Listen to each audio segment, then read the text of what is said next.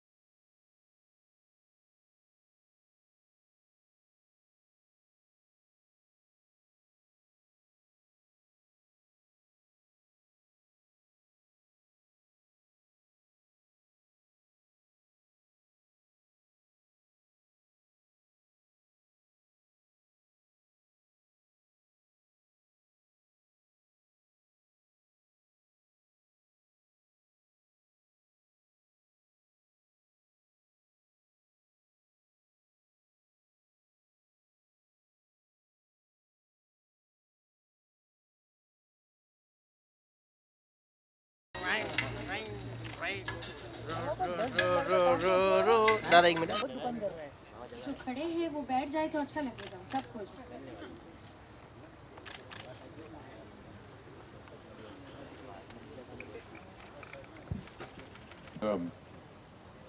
In India, we don't have the habit of any kind of documentation, and a lot of our valued heritage has been lost or is getting lost every day.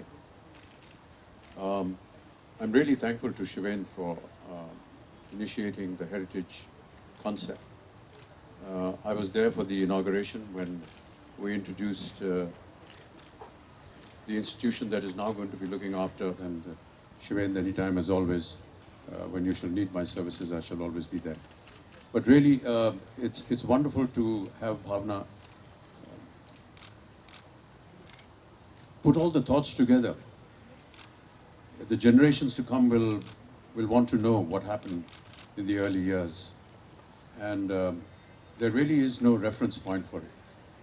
And I think that for somebody like her to put across the 100 years of cinema in the form of a book which is not like reading a book, it's more interesting to watch it, to go through it in a very fun way.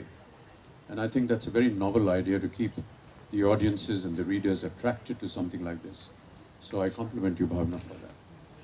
I also feel that in the years to come, both Shivendra and you should join up and make many more such examples of our heritage. It was heartbreaking to see what we saw in the film of how films are being destroyed. We used to joke during the time when we used to work with film, now of course we work with digital, that every time a take went wrong, we used to joke, chalo yaar, iski chudiyan to ban jayengi kam se kam. Whatever film used to be left over at that point of time, unki chudiyan banai jati thi. Pata nahi abhi bhi banti hai ya nahi banti.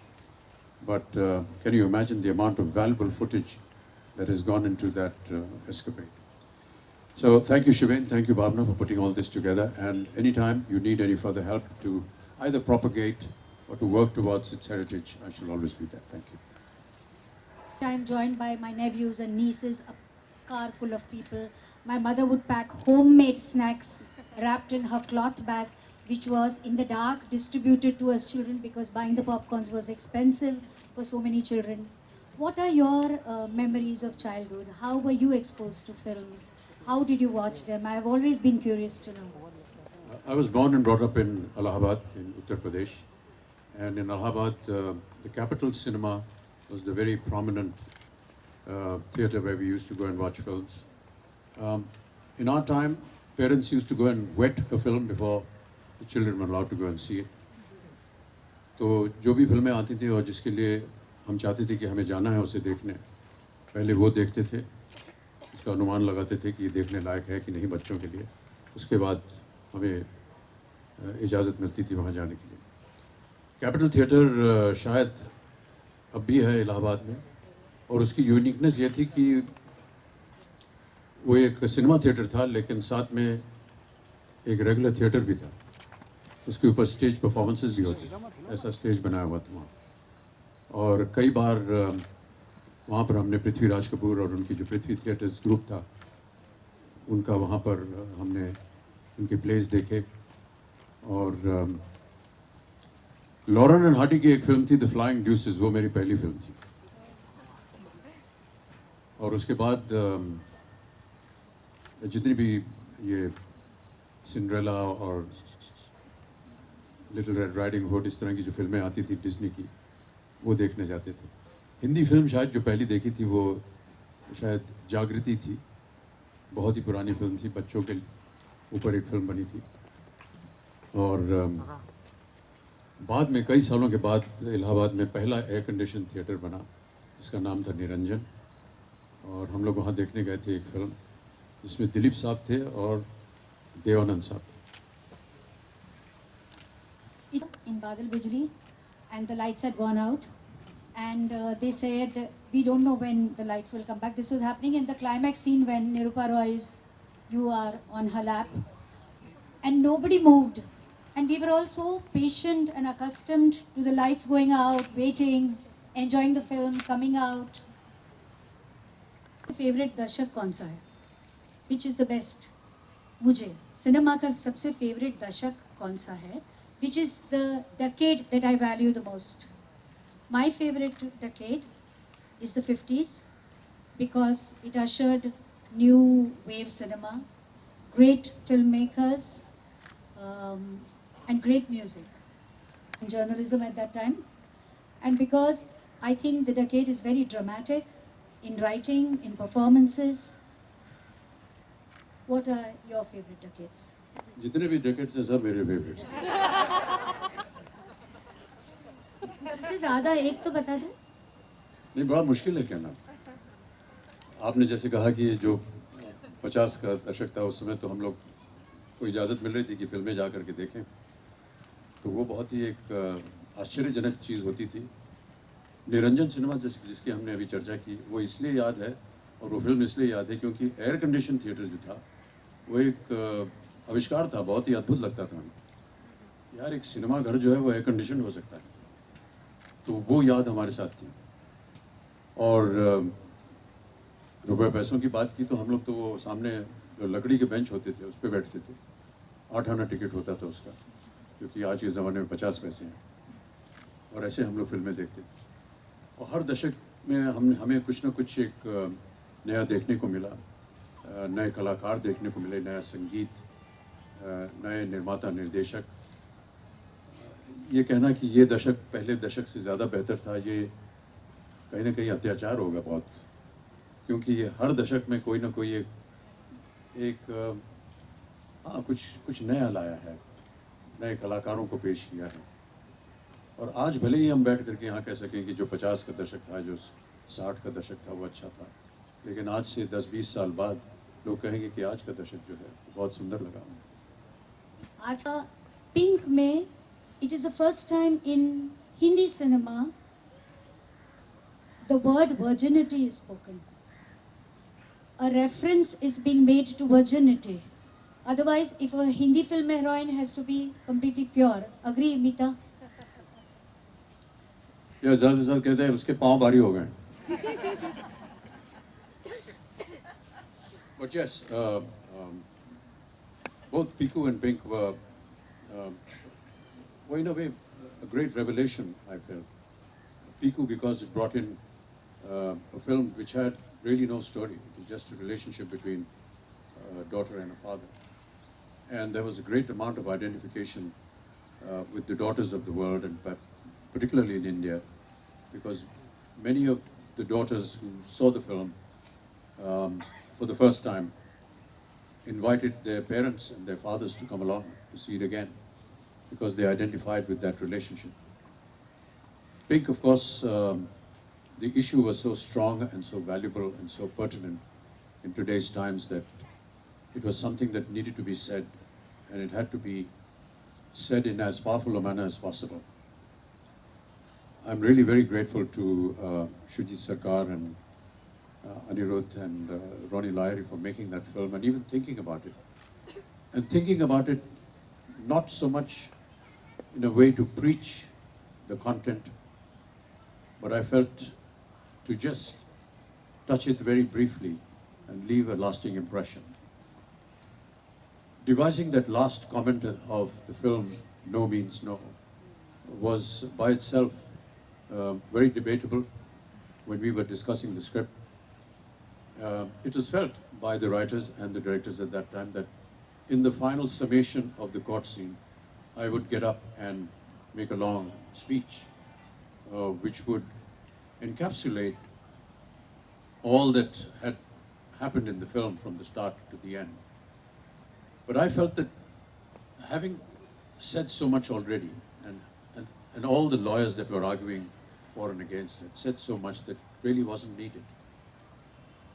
And because Deepak Sehgal, who was the character in the film, was hesitant in the beginning because of his bipolar condition to make any kind of argument in court, he would stand up and say, "No questioning, Your Honor," or "No, Your Honor." I felt if we played on the word "no," it would just fall in line with the character. And then the writers and us thought that, why can't he just work on the word "no"? And I thought that that was a brilliant piece of writing by Amitabh when he discovered this sentence. And the way he put it, that when a woman says no, you need to stop. And it can be anybody, your friend, your partner, your sex worker, even your own wife. And I thought that that was extremely powerful. And I'm so happy to have been associated with a film of this nature, because in many ways it almost became revolutionary. The tagline became the tagline of the nation. And in some of our interviews that we did during the promotion of the film with the media, there were at least 2 instances where the lady interviewer actually broke down in tears while she was interviewing us. That's how it affected many people and many women. We still have a long way to go, and we hear of some incredibly hideous incidents that keep happening in our country. And I do pray and hope that they stop. And I do hope and pray that films like Pink will bring in some sense into these terrible incidents that keep happening. It's been 47 years and you're still facing the arc lights. How are you feeling? What are the changes you see on the sets, off the sets, in the audience? Yeah, a couple of technical things have changed. There's no longer film, so I don't know whether we should start referring to the industry as a film industry, because we're not using film anymore. It's all digital. That's the difference. With that difference, a lot of the making procedure has changed. For me as an artist, we were so conscious in our earlier years of not wasting film, because it was the most expensive product in the costing of the film. And so every time we went up to give a shot, we were terribly, terribly conscious that we have to finish it in one take, or either we're going to get thrown out of the film, or we're never going to get another chance. So having lived with that kind of phenomena and that danger that you have to get it right the very first time, was kind of limiting us in case we wanted to improve in the next take. We never got an opportunity. Many a times, for example, working with Rishikesh Mukherjee, I used to tell them, "Rishidar, can I have another take?" He said, "No, ye ek take bahut acha hai." And I said, "Please, Dada, ek take aur de dijiye." "Theek hai, take karo, iska paisa tum dena." So these were some of the limitations that we lived with. But now it's digital. The camera doesn't stop, and the producer doesn't care if it doesn't stop, because it's just limitless. And we use this to great effect in the film Pink, and I keep referring to that because the entire courtroom scene was shot with 7 digital cameras. And there were, 20, 30 pages of scenes that just went on endlessly without stopping or without cutting. But each camera was catching some character, some actor that was involved in the scene. So it's not like you went said your lines, and then went back to your vanity van or your makeup room and didn't bother about what was happening next. You did your shot and you were still involved in the scene, because even when you were walking back to your chair in the set, you were being followed by the camera and your reactions were being noted. This was something very revealing. There was a lot of honesty in the way it happened. There was a lot of concentrated interest in what was going on. Normally what would happen that you would do a close-up and go away and not bother with what your colleague was going to do or how he was going to perform or enact that scene. If you had a double shot, yes, you're aware of it, but sometimes when they're doing a close-up, you're not there. But here we were in the world of digital cinema, absolutely involved in everybody, every person that was sitting in the scene, even though he wasn't saying anything. We would be having the liberty to notice him and prepare ourselves for what was going to come next as naturally as possible. So that was the technical difference. The other thing that we notice now is many women on set. In my time, there were just two, the leading lady and her mother as a chaperone. But now you have almost 50% of the workforce, and that is really creditable, the workforce, all managed by young girls, whether it is in production, whether it is in the camera department, whether it is in the continuity department. They're just looking after everything, and it's just wonderful to see the kind of dedication and devotion that they put in. We rely a lot on them because for some reason we feel that the ladies are never going to make a mistake. And it works out really, yes. They are very efficient, and I really love the moment when I'm on set because I just feel free to be able to say my lines and be involved in the scene and not worry about what my continuity is or what I should be wearing or which button of my jacket was open in the previous shot. These were things that we had to look after ourselves in my time. But now there are wonderful ladies that come around and do this for you. But really want to compliment that entire atmosphere. But look at not just the workforce, but look at the women writers and directors who have come forward and done so brilliantly well. In the last 2 or 3 years, 4 or 5 years, we've had some very prominent directors, and we've had excellent writers. And I hope that this continues because really we need them to come forward and tell the men that they are better than them. That is great insight into what was happening in cinema in the olden days and what is happening now on the sets. Mr. Bachchan just mentioned about watching a film on a bench and his ticket. You just survived for 47 years like that only. No, somebody wrote things for me, somebody asked me to wear something, somebody told me walk here, say these lines here. I just followed like a robot and I was lucky. But Jaya has a lot of insights into a film, into the story, into the making. I missed the point many a times, and that's why I said what I said. We are lucky to have Mr. Bachchan here, share his observations on his own cinema and about the changing cinema, about the changing decades. I had promised him that I was going to set him free before 7:45, and I think I have kept my promise. Thank you. While we were talking about cinema and stories and why this photograph was there on the front page, and my lack of knowledge about assessing what a story and a film is going to be like, when Manmohan Desai came to me and said, I'm going to make a story called Amar Akbar Anthony, I said, Man, tu pagal ho gaya yaar. Kaun dekhne jayega aise picture jiska naam hai Amar Akbar Anthony? In an era when films like Badi Behan, Choti Bahu, इस तरह की title की film आया करती थी, वहाँ पर Amar Akbar Anthony, ऐसे पागल हो गया, कोई नहीं देखने जाएगा. He abused me and said, you watch what happens.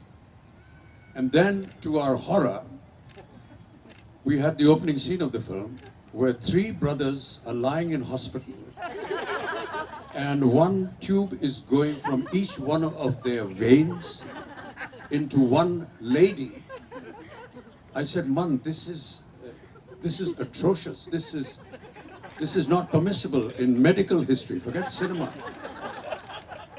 He said, "Chupchap बैठा रह तू, कुछ मत बोल, अभी देखना क्या होता है." And you know, when the film was released, when this shot appeared in the opening sequence, there was huge applause in the audience. So obviously my knowledge of cinema is useless, and Manmohan Desai was much better.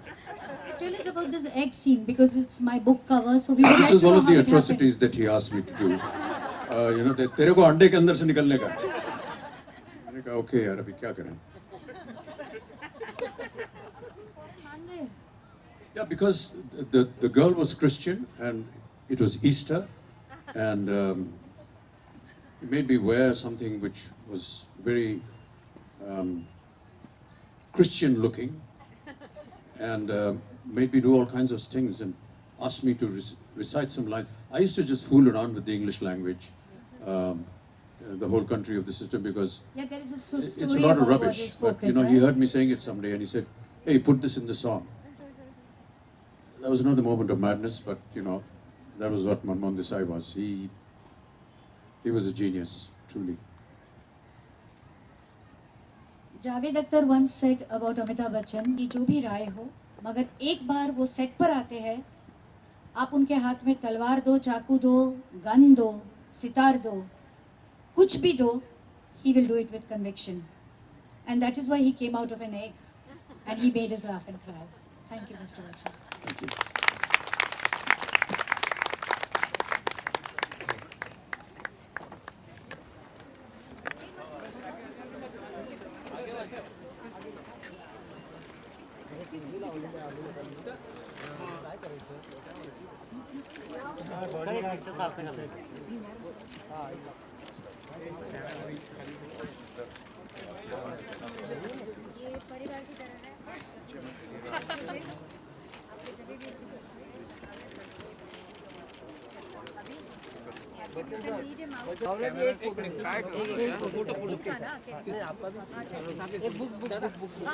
क्योंकि पीछे से बराबर नहीं दादा खाली बस जरा हाँ ये बच्चन सर